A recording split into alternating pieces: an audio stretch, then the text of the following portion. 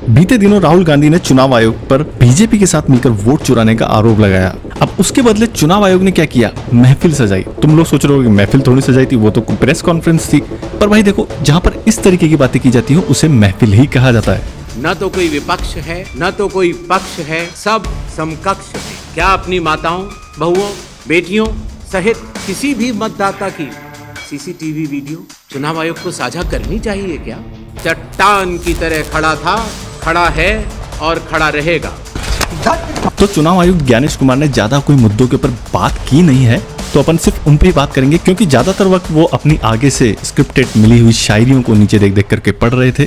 इस press conference के अंदर एक सवाल पूछा गया था सीसीटीवी को लेकर के, जो कि इस प्रेस कॉन्फ्रेंस का सबसे हाईलाइटेड सवाल था और जिसकी वजह से चुनाव आयुक्त जो है काफी ट्रोल भी हुए, क्योंकि उनका जवाब भी कुछ ऐसा था। क्या अपनी माताओं, बहुओं, बेटियों सहित किसी भी मतदाता की सीसीटीवी वीडियो चुनाव आयोग को साझा करनी चाहिए क्या? तो देखो, यहाँ पे सिर्फ दो चीजें हो सकती है, या तो ये खुद ना समझ है या फिर ये हमारे को ना समझ कर बेवकूफ बनाना चाह रहे हैं। क्योंकि सीसीटीवी जो होता है वो सिक्योरिटी के लिए लगाया जाता है, किसी को ताड़ने के लिए नहीं। जब भी कोई प्रॉब्लम क्रिएट होती है, वहां पे सीसीटीवी जो फुटेज होती है उसका एविडेंस की तरह यूज किया जाता है।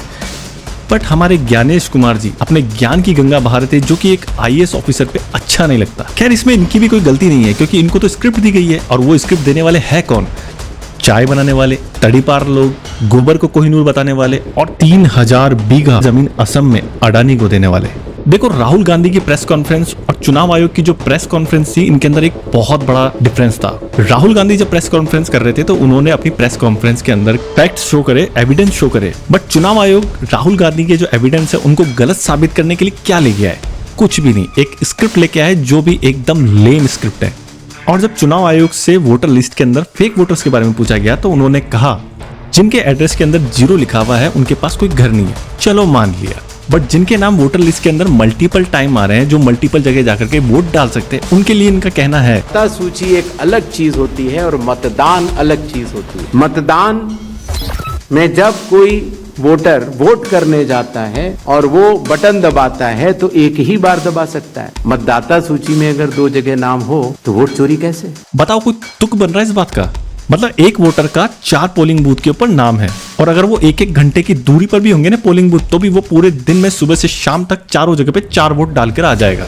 और उसका एक लेजेंडरी एग्जांपल इंटरनेट पे ऑलरेडी घूम रहा है।